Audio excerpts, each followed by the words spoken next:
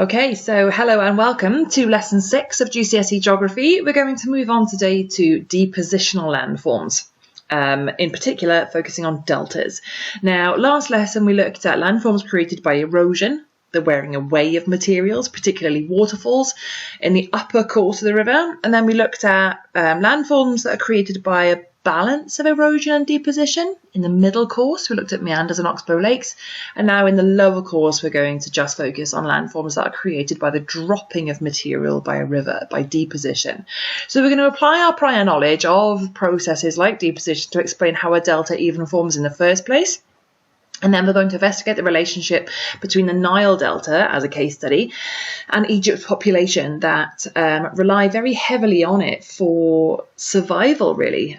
Egypt is an LIC, a low-income country, so there's a lot of ways that the population there sees the delta as a lifeline.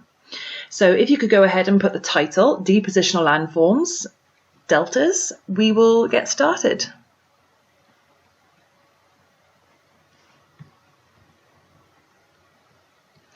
Okay, so at the end of last lesson, I just started talking about what a delta is. So we covered the upper course and the middle course last lesson, and we looked at waterfalls and meanders and oxbow lakes. So we're focusing just on the lower course this lesson, the landform of a lower course, where the river widens out and reaches the sea or the ocean at its mouth. Okay, so the land is so flat here, the gradient is really, really gentle, that the river slows right down. Its velocity drops right down, which means it has much less energy. So the load, the material that it's transporting, gets dropped, and it builds up to create different landforms. It can form estuaries, it can form deltas. Okay, so landforms of the lower course, estuaries and deltas. This is the slide we left off on last lesson.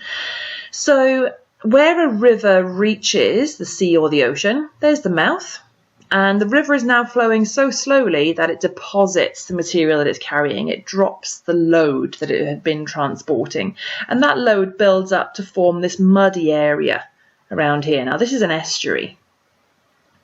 Like I said at the end of last lesson, we've got the Lacher estuary really local to us, so lots of you will be quite familiar with what an estuary actually looks like in person. Sometimes that estuary can build up across a really wide mouth, layer upon layer upon layer, until it pretty much creates a massive triangular kind of fan-shaped area of new land. This is a delta. For the river to cross its own delta to reach the sea or the ocean, it often has to split into smaller channels to cross the new land that it's created. This is called braiding. Now, the best example of a delta in the world is the Nile Delta. It's so large, in fact, that it's visible from space. So if I take a look at Google Earth, okay, so here's the northern half of Africa. There's the Mediterranean Sea. Okay, so Spain would be here. You'd have Italy up here. Okay, so the Mediterranean Sea is here. This massive area here is the Sahara Desert. We're focusing really on the course, the path that the River Nile takes. Now, the River Nile actually starts over here in the Ethiopian highlands. Anyone who's a fan of the original Top Gear series, you might have seen the episode where the boys try to trace the source of the River Nile. The Nile actually starts as two rivers, the White Nile and the Blue Nile, up in the mountains of Ethiopia. Many rivers start in the mountains because that's where you get the most rainfall, and the rainfall then drains down into the river basins to create the rivers. So you've got the White Nile and the Blue Nile starting over here, more or less, in the mountains of Ethiopia. They then flow northwards into Sudan, and then they meet at a confluence round about here and continue to flow. You can see the channel now, the main River Nile. It continues to flow northwards through Sudan and into Egypt. Now, this is where we're going to be focusing on it mostly, is as it flows northwards through Egypt, and there is the mouth of the River Nile, and that big green triangle there, that is the Nile Delta. That is purely made up of rock and sand and mud that has been eroded all the way along the course of the River Nile, right from the mountains of Ethiopia. There might be particles down here on the delta that actually started as part of the mountains in Ethiopia, and the river has eroded it and transported it down through the 3 countries and then deposited it here. And it builds up layer by layer by layer to form brand new land. If this continues over a long enough period of time, this land can actually become stable enough for people to live on it. Okay, now there's a few things I want you to keep in mind before we move on. Egypt, LIC. The majority of Egypt is very, very poor. People here struggle to find employment, to support their families and to feed themselves. Primarily, they have an issue with food supply because, as you can see, it's smack in the corner of the Sahara Desert. So rainfall is an issue here.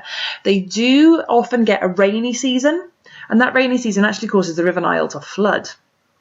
And then in the dry season, in parts, it almost dries out completely. So very, very unreliable, very unpredictable water supply, poor country, hot climate. Okay. So if we move on to the next slide, what we're going to focus on is how the delta is actually created. So bear in mind what I said, mountains of Ethiopia, erosion, load, the material is transported and then deposited. We're going to look at a very simplified diagram in cross section. Okay. Write down the subheading, how did the Nile Delta form? And then I'm going to want you to draw the diagram that I'm about to explain. So, like I said, very, very simple. Here's your Ethiopian highlands, the mountains of Ethiopia. This is supposed to represent the ground, if you like, the land of Sudan and Egypt. And then this is the Mediterranean Sea. Okay?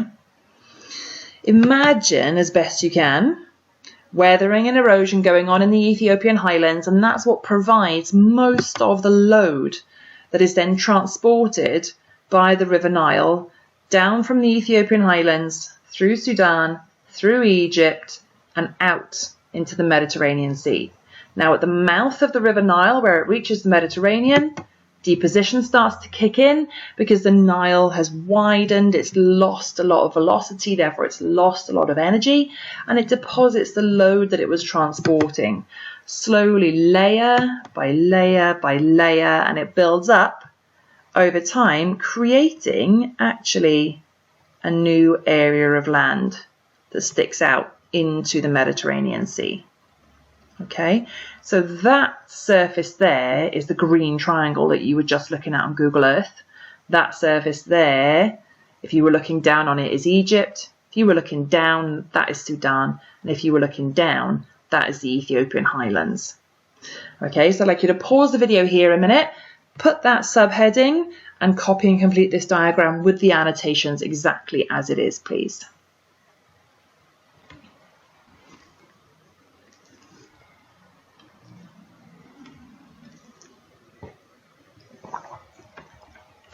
Okay, so humans, as I've sort of touched on already, rely very, very heavily on the delta.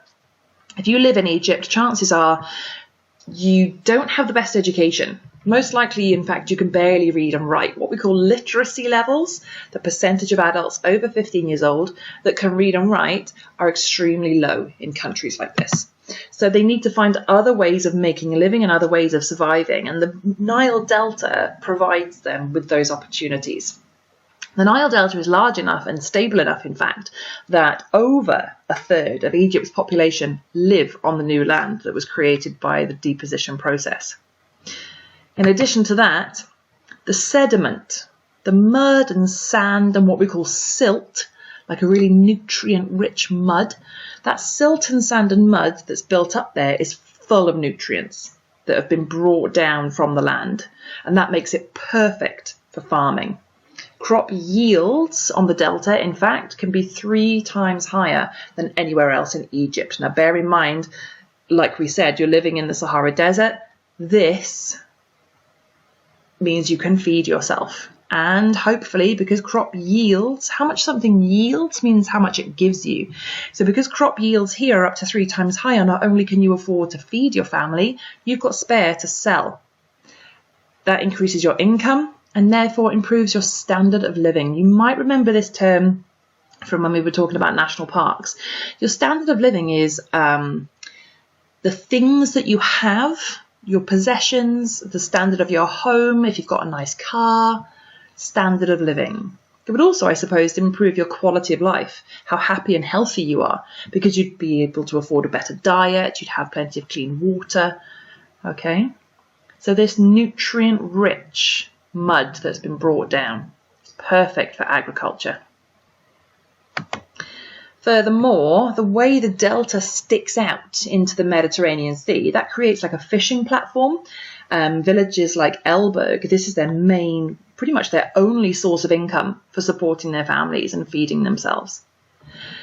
Finally, a lot of the mud on the delta is really rich in clay, and you can dig it up and put it into really basic molds, dry it out in the baking hot Sahara sun, and you've got bricks to build your own home, but also to maybe employ yourself as a builder or sell to the construction industry in the area, and that's going to provide an income for you and your family. So the delta, to summarize, it provides food, it provides employment, and it provides a way of making money for residents in an LIC, a low-income country that otherwise would struggle to find all of those things due to lack of education and the extremely hot climate in this area of northeastern Africa. So could you please put down a subheading, how do humans benefit from the delta? And then either write down these 4 points as bullet points, or you could put the subheading as a bubble and create a spider diagram. However you want to lay it out, subheading and bullet points, or as a spider diagram. Pause the video and pop these things down in your book now, please.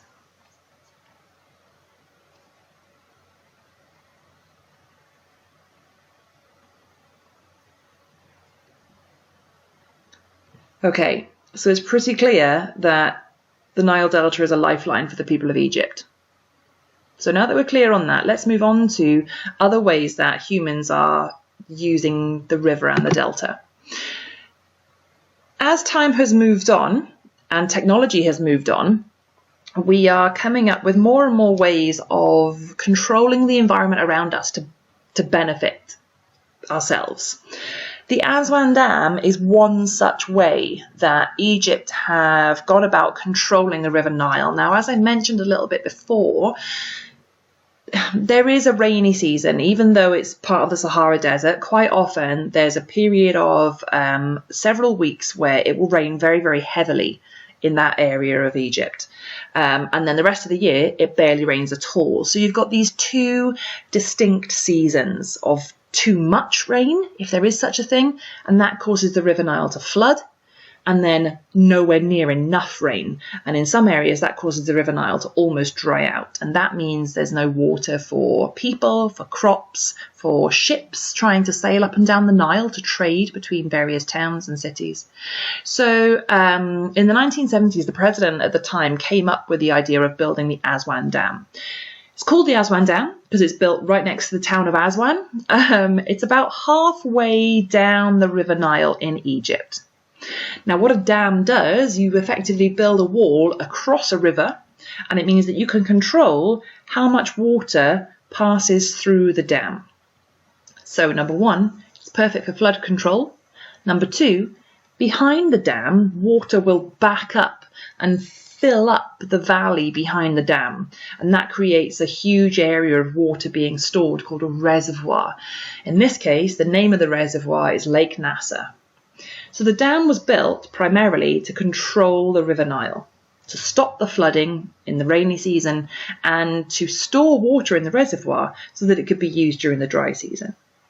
Now, this sounds like a brilliant idea, but as usual with large-scale, big, expensive projects like this, yes, there are advantages, there's also disadvantages.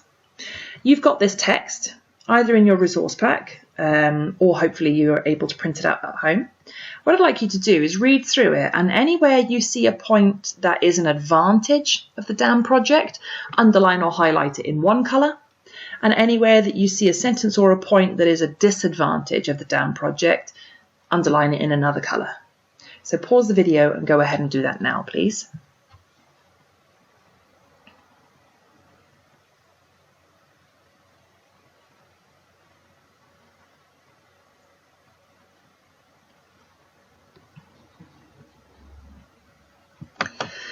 Okay, so what I'd like you to do is evaluate the Aswan Dam project. Now, when we looked at national parks, I discussed with you what evaluate means. Evaluate means to weigh up the advantages and the disadvantages. What is good and bad about something? Okay, you've just highlighted or underlined the good points and the bad points of this project. I want you to summarize it into bullet points. So split your page down the middle like this. I'd say you should be able to get at least 3 advantages and 3 disadvantages. Now, to summarise it right down, when you're taking notes like this in your book, it's perfectly acceptable to use dashes, equal signs, instead of saying this means or because all the time, when it's just summarising, when it's just cutting down bare bones note taking. So I'll show you what I mean. So for example, one of the advantages in the text is that it controls the flooding of the River Nile in the rainy season. So instead of writing controls the flooding of the River Nile in the rainy season, this means there is no further damage, I just put a dash. And it cuts down the number of words that I'm having to write. But in an exam situation, if I'd revised that summarised point, I'd be able to flesh it out into a full sentence. But it's much easier to remember this way. Another example, if I put one in the disadvantages column, the River Nile no longer floods in the rainy season, this means, but I've replaced that with just an equal sign. No silt dropped. If you remember, silt is the really fertile, really nutrient-rich mud. No silt dropped onto the floodplain by floodwater equals no natural fertiliser equals poor farmers have to buy expensive man-made fertiliser. So pause the video now, put the subheading, evaluate the Aswan Dam project, split about half a page worth of space down the middle, and lay it out with advantages and disadvantages on either side. Ideally, at least 3 points on either side. You probably, in fact, were able to pick up a couple more than that, so add those in if you have done that.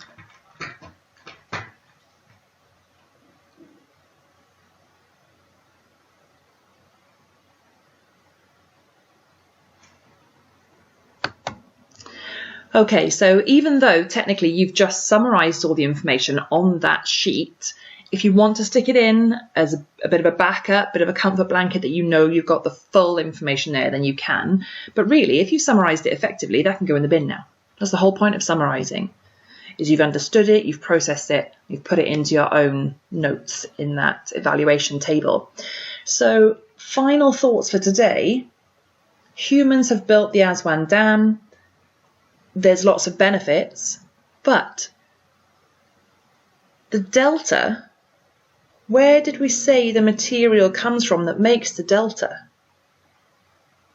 Most of that mud and sand and silt that makes the delta has come from the Ethiopian highlands, hundreds of miles on the other side of the dam. The dam is going to block the transport of all of that mud and sand and silt from reaching the Nile Delta. It's all going to get trapped behind the dam. It's not feasible to dig out all the sand and silt from behind the dam and transport it to the delta. You just can't do that. So how might the building of the Aswan Dam affect the Nile Delta? What do you think is going... Put all your learning together from today. The material to make the delta comes from the Ethiopian highlands. The Ethiopian highlands are on the other side of the dam. The dam is going to trap all that material. So down at the sea, where the delta is, what's going to happen to the delta now? Especially considering one of our main concerns at the moment due to climate change is sea level rise. What could happen to the delta? And in turn, if something happens to the delta, how could this affect the people that rely on it, like we were discussing earlier? So just to bring all your learning together from today, write down these 2 questions and put down what you think the answers are. Just a couple of sentences for each is plenty, and we'll discuss it when we see each other next.